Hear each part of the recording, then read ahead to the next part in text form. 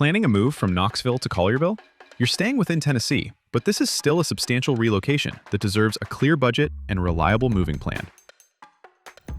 A Knoxville to Collierville move generally costs around $1,200 to $3,500. For many 2 or 3 bedroom households, estimates may fall closer to $1,100 to $1,900, depending on the details of the move.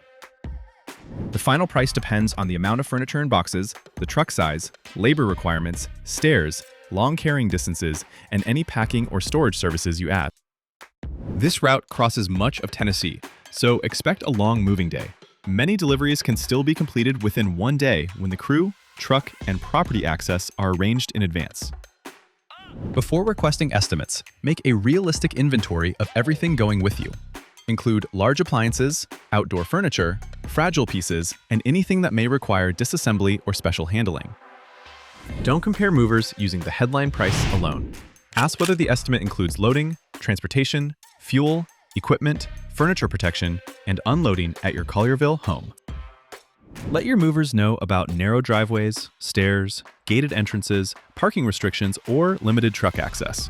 Sharing these details early helps prevent delays and added labor charges. Moving from Knoxville to Collierville?